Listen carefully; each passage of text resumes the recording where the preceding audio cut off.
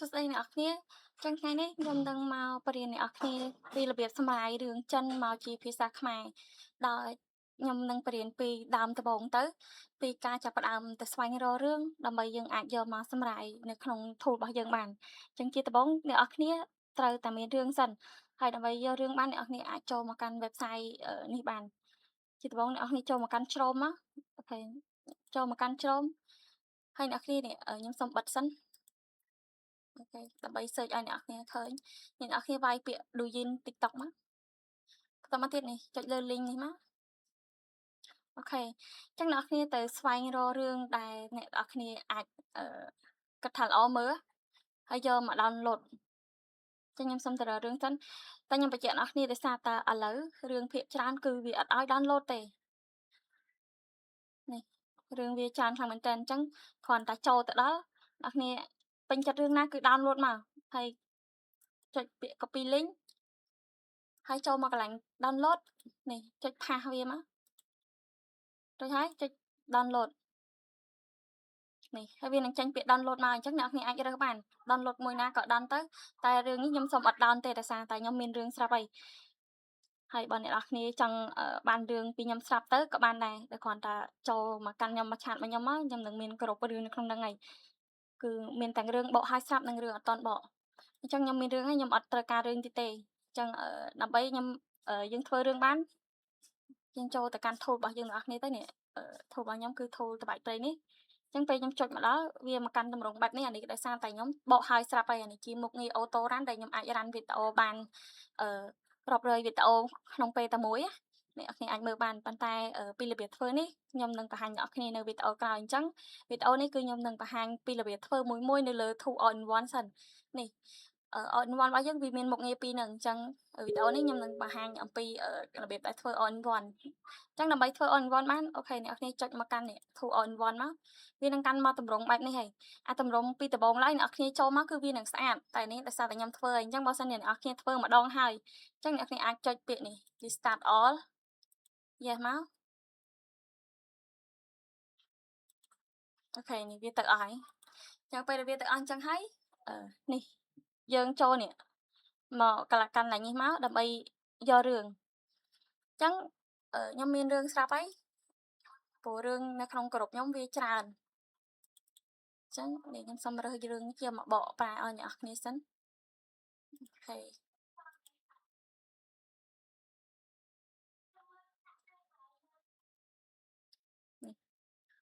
រឿងនេះជាភាសាចិនអ្នកនរគ្នាអាចស្ដាប់បានដោយសារក្នុង tool របស់យើងឥឡូវក៏អាច play បានដែរអញ្ចឹងខ្ញុំនឹង play ឲ្យអ្នកនរគ្នាស្ដាប់មើល注意看，这个女人不简单，她深陷一场名为《暗河风云》的游戏之中，唯一的通关条件竟是拿到苏家家主玉佩才能回家。她化身赌桌上的女王，在暗罗。អូខេទៅ play ហ្នឹងហើយហ្នឹងគឺជាវីដេអូចិនរបស់យើងអញ្ចឹងបន្ទាប់ពីយើងដាក់វីដេអូចូលរួចហើយយើងត្រូវនេះចុចពាក្យថា save ដើម្បីយើង save សលេងហ្នឹងដើម្បីយកទៅបកប្រែជា script ភាសាខ្មែរអញ្ចឹងយើង save ទុកមកខ្ញុំសុំ save ទុកកន្លែងនេះអូខេបន្តមកទៀតអ្នកគ្នាអាចចុចពាក្យ open នេះមកហ្នឹងហើយនឹងមានមុខងារពីរឲ្យអ្នកគ្នារើសអញ្ចឹងអាកន្លែងនេះគឺជា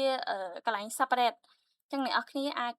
ចុចតាមខ្ញុំមកអានេះយើងទុកតសលេងតួអង្គយកសលេងបិទតសលេងតួអង្គចិនទេយើងទុកភ្លេងទាំងអស់អញ្ចឹងយើងត្រូវចុចកន្លែងហ្នឹងហើយចុចពាក្យថានេះ separate អូខេបន្ទាប់ពីហ្នឹងហើយយើងត្រូវចូលទៅកុំឲ្យខាតពេលយើងចូលទៅកាន់ tool បកប្រែ script របស់យើងអញ្ចឹង tool បកប្រែ script ពេលណាអ្នកនរគ្នាទិញ tool របស់ខ្ញុំទៅខ្ញុំនឹងថែមឲ្យទៅក្នុងនឹងមួយ set ហើយអញ្ចឹងអ្នកនរគ្នាអត់ពិបាកទិញទេអត់មានត្រូវពិបាកទិញ tool បកប្រែ script ថ្មីទេអញ្ចឹងខ្ញុំសូមចូលមកកាន់ tool ខ្ញុំសិន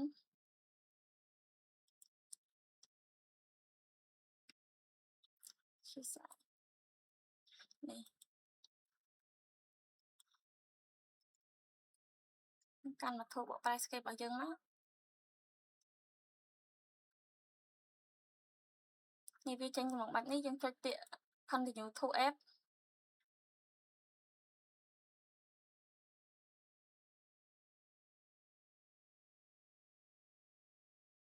សារសេវារៀង slow តិច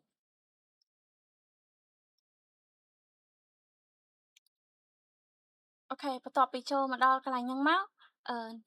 យើងចូលមកកាន់ទំនងនេះត្រូវចុចពាក្យនេះដើម្បីទាញស្លេងរបស់យើងដែលយើង save ទុកមិញនេះយើងចុចមក open អូខេនេះវានឹង load មកចូលបែបនេះហើយអត់មានធ្វើអីច្រើនទេគ្រាន់ចុចចាប់ផ្ដើមដំណើរការទៅវានឹងបកប្រែ Detect Straight Pro ឲ្យយើងតែម្ដងអញ្ចឹងយើងរងចាំតិចសិនណា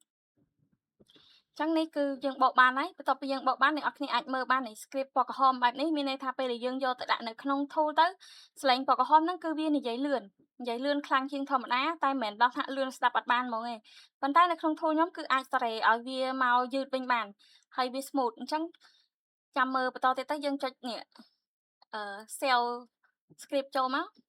នៅពេលដែលយើង sell script ចុះហើយយើងចូលមកកាន់ tool របស់យើងវិញបន្ទាប់ពីចូលមកកាន់ tool យើងត្រូវចុចនេះSRT separate នេះបន្ទាប់មកទៀតយើងត្រូវចុចអានេះដើម្បី add នេះ add script ដែលយើង sell មិញហ្នឹងចូលមកក្នុងកាន់នឹងនេះវានឹងចេញមកតម្រងបែបនេះហើយបន្ទាប់ពីចេញតម្រងបែបនេះអូខេនេះអ្នកគ្នាអាចចុចលើនេះដើម្បីសេរីស្លេងវានៅប៉ុណ្្នឹងហើយអញ្ចឹងអ្នកគ្នាអាចចុច start មកវានឹងបកប្រែឲ្យអ្នកគ្នាហើយចឹងកំឡុងពេលដែលបកប្រែហ្នឹងយើងអាចមកសេរីវីដេអូរបស់យើងបានវីដេអូរបស់យើងដើម្បីសេរីវាបាននេះវាមានមុខងារច្រើននៅក្នុងហ្នឹងចឹងអាកន្លែងនេះអ្នកគ្នាអាចចុចវាប្រច្រាស់បដោយកន្លែងនេះ filter អ្នកគ្នាអាចដាក់រើសដាក់បានបើចង់ដាក់ប៉ុន្តែខ្ញុំអត់រើស filter ដើម្បីដាក់ទេអូខេខ្ញុំដាក់ដដែល original ហើយចំណែកឯកន្លែងនេះវិញយើងអាច add ដូចជា image ឬក៏យើងអាច add រូបភាពអីឲ្យវារត់នៅលើហ្នឹងបានដាក់ជាអក្សររត់ណាដើម្បីជាក់ស្ដែងនេះខ្ញុំនឹង add ឲ្យអ្នកគ្នាមើលតែនេះខ្ញុំត្រូវចង់ add image ដើម្បីឲ្យវារត់ចុះឡើងតែកន្លែងនេះគឺខ្ញុំ add ហើយគឺដាក់នេះខ្ញុំដាក់ឈ្មោះ Telegram ខ្ញុំអញ្ចឹងខ្ញុំចុចពាក្យ add text ពេលដែល add text មកនេះវានឹង load មកនៅនេះអញ្ចឹងអ្នកគ្នាចង់សេរីវាចុចលើ mouse ស្ដាំចុច edit text មកអូខេវានឹងចេញមកបែបនេះចឹងអ្នកគ្នាអាចសេរីពណ៌អីដាក់តាមហ្នឹងមកទំហំចង់បានតូចធំប៉ុណ្ណាគឺយើងសេរីបានតាមហ្នឹងនេះអូខេសេរីបែបហ្នឹងឥឡូវខ្ញុំឧទាហរណ៍ថាខ្ញុំដាក់ខ្ទង់ពណ៌ហ្នឹងទៅចុះអូខេហើយក៏ចុចបិទនេះយើងចង់មើល view វាលឿនប៉ុណ្ណឹងបើយើងចង់ដាក់ឲ្យលឿនខ្លាំងយើងអាចទាញវាដល់លឿនខ្លាំងបាននេះឲ្យវា load ទៅមកអញ្ចឹងហើយមិនមែនដាក់បានតែអក្សរទេយើងក៏បានដាក់ image បានដែរនេះដាក់ជារូបភាពឬក៏ជាប្រភេទនេះ logo អីប៉ុណ្ណឹងគឺអាចដាក់បានទាំងអស់ខ្ញុំ add logo មកដាក់បែបហ្នឹងអញ្ចឹងយើង play មក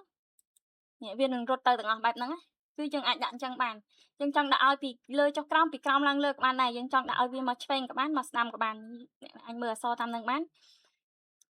បន្ទាប់ពីកន្លែងហ្នឹងហើយនេះសលេងយើងគឺបកប្រែឲ្យល្មមអញ្ចឹងអ្នកនរគ្នាកន្លែងមកមើលអាសលេងក្រហមហ្នឹងគឺវាលឿនអញ្ចឹងបើអ្នកនរគ្នាគិតថាវាលឿនពេកមើលឲ្យច្បាស់ទៅនារីម្នាក់នេះមិនធម្មតាទេនាងបានធ្លាក់ចូលទៅក្នុងហ្គេមមួយដែលមានឈ្មោះថាអានហឺហ្វឹងយុនបន្ទាប់ពីវាលឿនអញ្ចឹងអ្នកនរគ្នាត្រូវចុចទាញវាមកអូខេនេះអ្នកគ្នាអាចទាញចេះមកមើលឲ្យច្បាស់ទៅនារីម្នាក់នេះមិនធម្មតាទេនាងបានធ្លាក់ចូលទៅក្នុងហ្គេមមួយដែលមានឈ្មោះថាអានហឺហ្វឹងយុនអូខេនេះវានឹងដាក់សលេងយើងនៅសល់ថាសំឡេងដែលមានល្បឿនលឿននៅសល់3ទៀតអញ្ចឹងវានៅខាងមុខវាអាចនឹងមាននៅខាងមុខ3ទៀតណាអ្នកគ្នាអាចសេរីរកមើលបានបន្ទាប់ពីយើង add អីអស់ហើយអញ្ចឹងនេះយើងចង់ add បន្ថែមអីទៀតអ្នកគ្នាចង់បន្ថែម blur ដើម្បីបាំងអក្សរចិននេះយើងអាច add blur បានអូខេខ្ញុំឧទាហរណ៍ថាខ្ញុំចង់បន្ទាប់ពីយើង add blur កន្លែងហ្នឹងហើយអ្នកគ្នាចង់បន្ថែមអីទៀតបើចង់បន្ថែមអីទៀតអ្នកគ្នាអាច add តាមហ្នឹងមកបាននេះចង់ add text add image ឲ្យវានៅមួយកន្លែងពួកកន្លែងនេះគឺ add ទៅវានៅមួយកន្លែងតែបើយើង add text កន្លែងនេះ add image កន្លែងនេះគឺវារត់នេះអក្សររត់ឡើងលើចុះក្រោមឡើងលើចុះក្រោមដូចដែលខ្ញុំបង្ហាញមិញណាអញ្ចឹងបន្ទាប់ពីបើសិនជារួចអស់ហើយយើងមើលទៅយើងសេរីហើយអស់ហើយអីអស់ហើយអ្នកគ្នាអាចចុច export មកបាននេះឬមួយក៏អ្នកគ្នាចុច start ស្ដាប់សលេងសិនក៏បានដែរតែចាំខ្ញុំចុច start ឲ្យអ្នកគ្នាស្ដាប់ នាងបានក្លាយជាម្ចាស់កត្រីនៅលើតុល្បែងហើយបានបង្កភាពចលាចលនៅក្នុងកាស៊ីណូអានឡូនៅចំពោះមុខលោកស៊ូភីងសានដែលជាមេគ្រួសារអានហ៊ឺនាងមានក្រសែភ្នែកមុតស្រួចនិងបានយកឈ្នះអ្នកលេងល្បែងល្បីជាច្រើន អូខេអញ្ចឹងសលេងគឺវាបកខ្មែរបានហើយវាកាត់ភ្លេងស្អាតអញ្ចឹងពេលដែលយើងស្អាតមើលទៅឃើញស្អាតហើយអស់ហើយអ្នកនរគ្នាអាចចុច export បានខ្ញុំបញ្ជាក់ពេលដែល tool play នៅលើវីដេអូ play នៅលើ tool របស់ខ្ញុំវា smooth បានប៉ុណ្ណឹងវាអាចនឹងមានអារម្មណ៍ឃើញថាតាក់តិចតិចបើកុំព្យូទ័រអ្នកនរគ្នារៀងទូចវាអាចនឹងតាក់រៀងខ្លាំងជាងនឹងប៉ុន្តែបើយើង play វីដេអូនៅខាងក្រៅគឺអត់មានតាក់ទេគឺរលូនស្អាតខ្លាំងមែនតើអញ្ចឹងអូខេតាយើងនេះចុច export មកតមកទៀតនេះយើងអាចរើសកម្រិត quality បានហើយកម្រិត quality វានឹងចាប់មើលកុំព្យូទ័រអ្នកនរគ្នាថាអាចធ្វើល្អបំផុតនៅកម្រិតណាអញ្ចឹងកុំព្យូទ័ររបស់ខ្ញុំនេះវាដាក់ប្រហែលអាច 2K អញ្ចឹងខ្ញុំអាចដាក់ដល់កម្រិត 2K បាន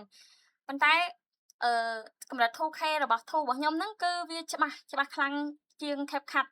4K ទៀតអ្នកនរគ្នាអាចយកទៅអាចតេស្តបានអញ្ចឹងខ្ញុំសុំដាក់តែ18ទេព្រោះកម្រិតវីដេអូ18ហ្នឹងគឺវាច្បាស់ស្មើនឹង CapCut 2K បាត់ទៅហើយ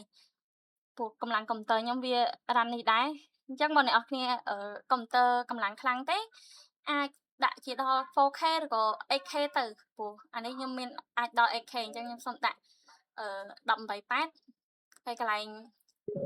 name នេះយើងកែឈ្មោះវាទៅដាក់ដើម្បីស្រួលចំណាំ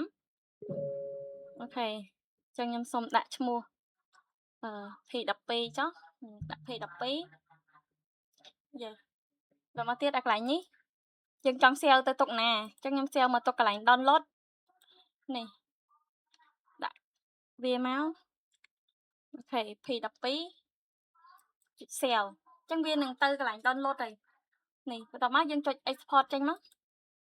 បន្ទាប់ពី export អ្នកនរគ្នារងចាំវាបន្តិចទៅវានឹងបានចេញជាវីដេអូយើងហើយអូខេឥឡូវយើង export បានហើយអញ្ចឹងយើងមកស្ដាប់សលេងរឿងយើងទាំងអស់គ្នាដែលជាមេគ្រួសារអានហ៊ឺនាងមានក្រសែភ្នែកមុតស្រួចនិងបានយកឈ្នះអ្នកលេងល្បែងល្បីជាច្រើនត្រូវហើយនាងគឺជាកញ្ញាជាងដែលល្បីថាធ្លាប់ដួលអ្នកលេងល្បែង99នាក់ដោយមិនដែលចាញ់នាងមិនត្រឹមតែទទួលបានការចាប់អារម្មណ៍ប៉ុណ្ណោះទេប៉ុន្តែថែមទាំងទទួលបានឱកាសញ៉ាំអាហារពេលល្ងាចជាមួយមេគ្រួសារអានហ៊ឺទៀតផងទោះជាយ៉ាងណាក៏ដោយនេះមិនមែនជាការលេងល្បែងធម្មតាទេកាលពី3ឆ្នាំមុននាងបានធ្លាក់ចូលក្នុងហ្គេមនេះដោយចៃដន្យអូខេអញ្ចឹងបន្ទាប់ពីយើងបានប៉ុណ្ណឹងហើយយើងអាចយកវីដេអូហ្នឹងទៅផុសលើ Facebook TikTok ឬក៏ YouTube តាមដែលអ្នកនរគ្នារកលុយបានហើយអូខេអញ្ចឹងមានតែប៉ុណ្្នឹងទេវីដេអូរបស់ខ្ញុំបើសិនជាអ្នកនរគ្នាមានចម្ងល់អីឬក៏ចង់សាកសួរដឹងពីព័ត៌មានល្អិតពី tool របស់ខ្ញុំអីអាចតាក់ទងមក Telegram របស់ខ្ញុំមកខ្ញុំនឹង support អ្នកនរគ្នាទាំងទីនេះហើយបើអ្នកនរគ្នាអត់ដឹងថាទៅរករឿងពីណាទេឬក៏ចង់ទិញរឿងស្រាប់ៗពីខ្ញុំអីក៏មានដូចគ្នានេះគឺខ្ញុំមានជាក្រុមសម្រាប់លក់ហើយក្រុមរឿងរបស់ខ្ញុំគឺធានាថាអត់ជាប់ copyright ទេនៅលើ Facebook នៅលើ TikTok ហើយបើសិនជាមានបញ្ហាជាប់ copyright គឺខ្ញុំនឹងធានាដូររឿងជូនថ្មីវិញភ្លាមៗតែម្ដងហើយក្នុងមួយរឿងគឺខ្ញុំលក់ជូនតែម្នាក់ទេអត់មានលក់ជូនច្រើនអ្នកទេនេះអ្នកនរអាចមើលបានរឿងសិតតែចេញថ្មី2026ទាំងអស់មានទាំងបកហើយស្រាប់មានទាំងអត់ទាន់បកហើយមានការធានាជូនត្រឹមត្រូវគឺពេលយកទៅផុសគឺធានាថាអាចផុសរកលុយបានអត់មានជាប់ copyright អីទេអញ្ចឹងបើអ្នកទាំងអស់គ្នាត្រូវការអីគឺអាចតាក់ទងមក Telegram របស់ខ្ញុំមកចឹងវីដេអូរបស់ខ្ញុំមានតែប៉ុណ្្នឹងទេជួបគ្នាវីដេអូក្រោយនៃការបរៀនប្រើពី tool auto run របស់ខ្ញុំវិញម្ដងពីរបៀបដែលធ្វើអាច run វីដេអូម្ដង100ឬក៏200ភាគក្នុងពេលតែមួយដោយចុចតាមមួយ click បានគឺនៅមុខងារ auto run នេះឯងអញ្ចឹងជួបគ្នាវីដេអូក្រោយបាយ